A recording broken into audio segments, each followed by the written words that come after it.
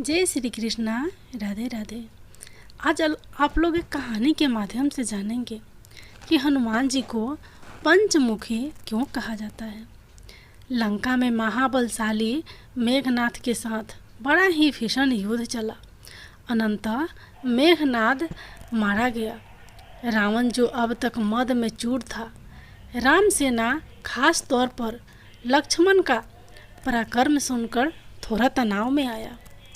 रावण को कुछ दुखी देखकर रावण की माँ कैकसी ने उसके पताल में बसे दो भाइयों अहि रावण और मही रावण की याद दिलाई।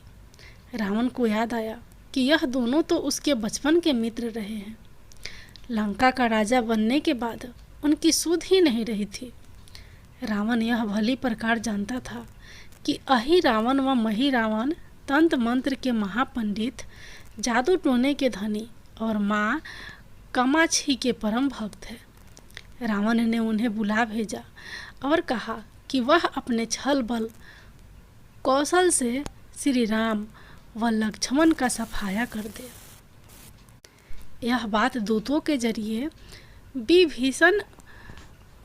विभीषण को पता लग गई। युद्ध में अहि रावण व मही रावण जैसे परम मायावी के शामिल होने से विभीषण चिंता में पड़ गए। विभीषण को लगा कि भगवान श्री राम और लक्ष्मण की सुरक्षा व्यवस्था और कड़ी करनी पड़ेगी। इसके लिए उन्हें सबसे बेहतर लगा कि इसका जिम्मा परमवीर हनुमान जी को सौंप दिया जाए। राम लक्ष्मण की कुटिया लंका में सुवेल पर्वत पर बनी थी। हनुमान जी ने भगवान श्री राम की कुटिया के चारों ओर एक सुरक्षा घेरा खींच दिया। कोई जादू टोना, तंत्र मंत्र का असर या मायावी राक्षस इसके भीतर नहीं घुस सकता था। अहि रावण और मही रावण श्री राम और लक्ष्मण को मारने उनके कुटिया तक पहुँचे, पर इस सुरक्षा घेरे के आगे उनकी एक न चली, असफल रहे। ऐसे में उन्होंने एक चाल चली। मही रावण विभीषण का रूप धर के कुटिया में घुस गया। राम व लक्ष्मण पत्थर की सपाट शिलाओं पर गहरी नींद सो रहे थे। दोनों राक्षसों ने बिना आहट के शिला समेत दोनों भाइयों को उठा लिया और अपने निवास पताल की ओर लेकर चल दिए। विभीषण लगातार सतर्क थे। उन्हें कुछ देर में ही पता चल गया कि कोई अनहोनी घट चुकी है। विभीषण को मही रावण पर शक था। उन्हें राम लक्ष्मण की जान की चिंता सताने लगी। विभीषण ने हनुमान जी को मही रावण के बारे में बताते हुए कहा कि वे उसका पीछा करें। लंका में अपने रूप में घूमना राम भक्त हनुमान के लिए ठीक न था। सो उन्होंने पंछी का रूप धारण कर लिया और पंछी का रूप में ही निकुंभला नगर पहुंच गए। निकुंभला नगरी में पंछी रूप धरे हनुमान जी ने कबूतर और कबूतरी को आपस में बतियाते सुना। कबूतर कबूतरी से कह रहा था कि अब रावण की जीत पक्की है। अहि रावण व मही रावण राम लक्ष्मण को बलि चढ़ा देंगे, बस सारा युद्ध समाप्त हो। कबूतर की बातों से ही बजरंग बली को पता चला कि दोनों राक्षस राम लक्ष्मण को सोते में ही उठाकर कामाक्षी देवी को बलि चढ़ाने पताल लोक ले गए हैं। हनुमान जी वायु वेग से रसातल की ओर बढ़े और तुरंत वहां पहुंचे। हनुमान जी को रसातल के प्रवेश द्वार पर एक अद्भुत पहरेदार मिला। इसका आधा शरीर वानर का और आधा मछली का था। उसने हनुमान जी को पताल में प्रवेश से रोक दिया। द्वारपाल हनुमान जी से बोला कि मुझको परास्त किए बिना तुम्हारा भीतर जाना असंभव है। दोनों में लड़ाई ठन गई। हनुमान जी की आशा के विपरीत यह बड़े ही बलशाली और कुशल योद्धा निकला। दोनों ही बड़े बलशाली थे। दोनों में भयंकर युद्ध हुआ, परंतु वह बजरंग बली के आगे न टिक सका। आखिरकार हनुमान जी ने उसे हरा तो दिया, पर उस द्वारपाल की प्रशंसा करने से नहीं रह सके। हनुमान जी ने उस वीर से पूछा कि हे वीर, तुम अपना परिचय दो। तुम्हारा स्वरूप भी कुछ ऐसा है कि उससे कौतूहल हो रहा है। उस वीर ने उत्तर दिया, मैं हनुमान का पुत्र हूँ और एक मछली से पैदा हुआ हूँ। मेरा नाम है मकरध्वज। हनुमान जी ने यह सुना तो आश्चर्य में पड़ गए। वह वीर की बात सुनने लगे। मकरध्वज ने कहा, लंका दहन के बाद हनुमान जी समुद्र में अपनी अग्नि शांत करने पहुँचे। उनके शरीर से पसीने के रूप में तेज गिरा। उस समय मेरी माँ ने आहार के लिए मुख खोला था। वह तेज मेरी माता ने अपने मुख में ले लिया और गर्भवती हो गई। उसी से मेरा जन्म हुआ है। हनुमान जी ने जब यह सुना तो मकरध्वज को बताया कि वह ही हनुमान है।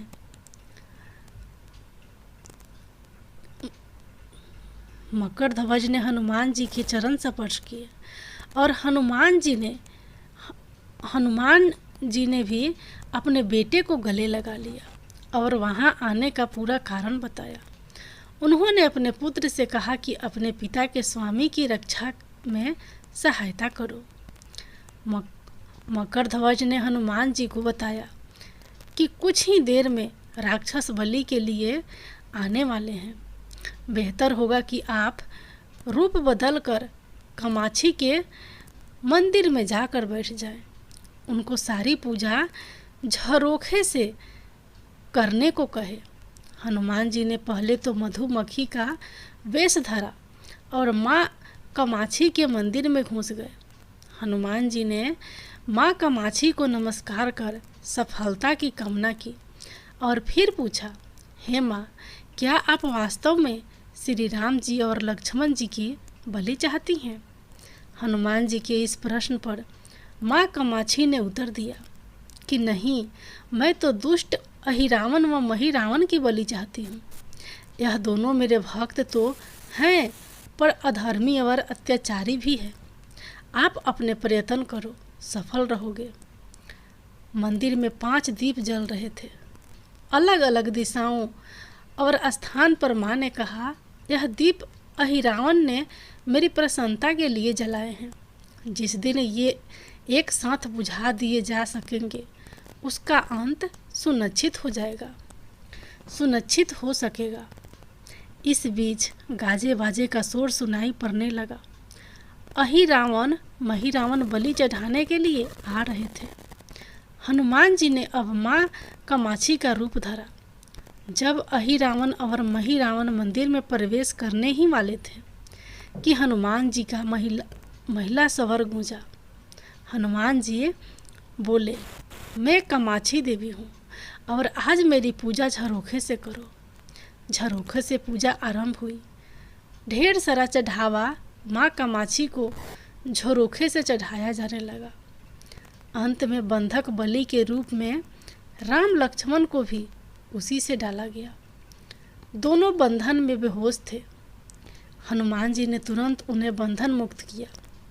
अब पाताल लोक से निकलने की बारी थी, पर उससे पहले माँ कामाक्षी के सामने अहिरावण महिरावण की बलि देकर उनकी इच्छा पूरी करना और दोनों राक्षसों को उनके किए की सजा देना शेष था।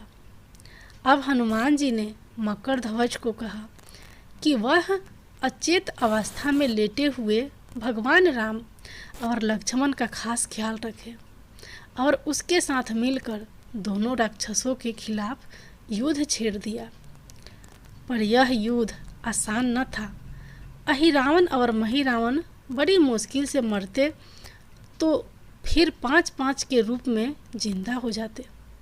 इस विकट स्थिति में मकरध्वज ने बताया कि अहिरावण की एक पत्नी नाग कन्या है। अहिरावण उसे बलात् हर लाया है। वह उसे पसंद नहीं करती, पर मन मार के उसके साथ है। अहिरावण के राज जानती होगी, उससे उसकी मौत का उपाय पूछा जाए। आप उसके पास जाएं और सहायता मांगो। मकरध्वज ने राक्षसों को युद्ध में उलझाए रखा और उधर हनुमान जी अहिरावण की पत्नी के पास पहुँचे। नाग कन्या से उन्होंने कहा कि यदि तुम अहिरावण के मृत्यु का भेद बता दो तो हम उसे मारकर तुम्हें उसके चंगुल से मुक्ति दिला देंगे। अहिरावण की पत्नी ने कहा, मेरा नाम चित्रसेना है, मैं भगवान विष्णु की भक्त हूँ। मेरे रूप पर अहिरावण मर मिटा और मेरा अपहरण कर यहाँ कैद किए हुए हैं, पर मैं उसे नहीं चाहती। लेकिन मैं अहिरावण का भेद तभी बताऊंगी जब मेरी इच्छा पूरी हो जाए, जब मेरी इच्छा पूरी की जाएगी। हनुमान जी ने अहिरावण की पत्नी नाग कन्या चित्रसेना से पूछा कि आप अहिरावण की मृत्यु का रहस्य बताने के बदले में क्या चाहती हैं? आप मुझसे अपनी शर्त बताएं, मैं उसे जरूर मानूंगा। चित्रसेना ने कहा, दुर्भाग्य से अहिरावण जैसा असुर मुझे हर लाया, इससे मेरा जीवन खराब हो गया। मैं अपने दुर्भाग्य को सौभाग्य में बदलना चाहती हूँ। आप अगर मेरा विवाह श्री राम से कराने का वचन दे तो मैं अहिरावण के वध का रहस्य बताऊंगी। हनुमान जी सोच में पड़ गए। हनुमान जी सोच में पड़ गए। भगवान श्री राम तो एक पत्नी निष्ठ है। अपनी धर्म पत्नी देवी सीता को मुक्त कराने के लिए असुरों से युद्ध कर रहे हैं। वह किसी और से विवाह की बात तो कभी न स्वीकार करेंगे। मैं कैसे वचन दे सकता हूँ? फिर सोचने लगे कि यदि समय पर उचित निर्णय न लिया तो स्वामी के प्राणी ही संकट में हैं। असमंजस की स्थिति में बेचैन हनुमान जी ने ऐसी राह निकाली कि सांप भी मर जाए और लाठी भी ना टूटे। हनुमान जी बोले, तुम्हारी शर्त स्वीकार है, पर हमारी भी एक शर्त है। यह विवाह तभी होगा जब तुम्हारे साथ भगवान राम जिस पलंग पर आसीन होंगे वह सही सलामत रहना चाहिए। यदि वह टूटा तो इसे अपशकुन मानकर वचन से पीछे हट जाऊंगा। जब महाकाय अहिरावण के बैठने से पलंग नहीं टूटता तो भला श्री राम के बैठने से कैसे टूटेगा? यह सोचकर चित्रसेना तैयार हो गई। उसने अहिरावण समेत सभी राक्षसों के अंत का सारा भेद बता दिया। चित्रसेना ने कहा, दोनों राक्षसों के बचपन की बात है। इन दोनों के कुछ शरारती राक्षस मित्र ने कहीं से एक भामरी को पकड़ लिया। मनोरंजन के लिए वे उसे भामरी को बार बार कांटों से छेड़ रहे थे। भामरी साधारण भामरी न थी, वह भी बहुत मायावी थी, किंतु किसी कारणवश वह पकड़ में आ गई थी। भामरी की पीड़ा सुनकर अहिरावण और महिरावण को दया आ गई और अपने मित्रों से लड़कर उसे छुड़ा दिया। मायावी भामरी का पति भी अपनी पत्नी की पीड़ा सुनकर आया था। अपनी पत्नी की मुक्ति से प्रसन्न होकर उस भंवरे ने वचन दिया था कि तुम्हारे उपकार का बदला हम सभी भ्रमर जाति मिलकर चुकाएंगे। ये भंवरे अधिकतर उसके शयन कक्ष के पास रहते हैं। ये सब भारी संख्या में हैं। दोनों राक्षसों को जब भी मारने का प्रयास हुआ है और ये मरने को हो जाते हैं, तब भ्रमर उनके मुख में एक बूंद अमृत का डाल देते हैं। उस अमृत के कारण ये दोनों राक्षस मरकर भी जिंदा हो जाते हैं। इनके कई कई रूप उसी अमृत के कारण हैं। इन्हें जितनी बार फिर से जीवन दिया जाएगा, उनके उतने नए रूप बन गए हैं। इसलिए आपको पहले इन भंवरों को मारना होगा। हनुमान जी का हनुमान जी रहस्य जान कर लौटे। मकरध्वज ने अहिरावण को युद्ध में उलझा रखा था, तो हनुमान जी ने भौरों का खत्मा शुरू किया। वे आखिर हनुमान जी के सामने कहाँ तक टिकते। जब सारे भौरमर खत्म हो गए और केवल एक बचा, तो वह हनुमान जी के चरणों में लौट गया। उसने हनुमान जी से प्राण रक्षा की याचना की। हनुमान जी पसीज गए। उन्होंने उसे क्षमा करते हुए एक काम सौंपा। हनुमान जी बोले, मैं तुम्हें प्राण दान देता हूँ, पर इस शर्त पर कि तुम यहाँ से तुरंत चले जाओगे और अहिरावण की पत्नी के पलंग की पाटी में घुसकर जल्दी से जल्दी उसे पूरी तरह खोखला बना दोगे। भंवरा तत्काल चित्रसेना के पलंग की पाटी में घुसने के लिए प्रस्थान कर गया। इधर अहिरावण और महिरावण को अपने चमत्कार के लुप्त होने से बहुत अचरज हुआ, पर उन्होंने मायावी युद्ध जारी रखा। भ्रमरों को हनुमान जी ने समाप्त कर दिया। फिर भी हनुमान जी और मकरध्वज के हाथों अहिरावण और महिरावण का अंत नहीं हो पा रहा था। यह देखकर हनुमान जी कुछ चिंतित हुए। फिर उन्हें कामाक्षी देवी का वचन याद आया। देवी ने बताया था कि अहिरावण की सिद्धि है कि जब 5 दीपकों एक साथ बुझेंगे, तभी वे नए नए रूप धारण करने में असमर्थ होंगे और उनका वध हो सकेगा। हनुमान जी ने तत्काल पंचमुखी रूप धारण कर लिया। उत्तर दिशा में वराह मुख, दक्षिण दिशा में नरसिंह मुख, पश्चिम में गरुड़ मुख, आकाश की ओर है गिरीव मुख एवं पूर्व दिशा में हनुमान मुख। इसके बाद हनुमान जी ने अपने 5 मुख द्वारा एक साथ 5 दीपक बुझा दिए। अब उनके बार बार पैदा होने और लंबे समय तक जिंदा रहने की सारी अंशकाएं समाप्त हो गई थी।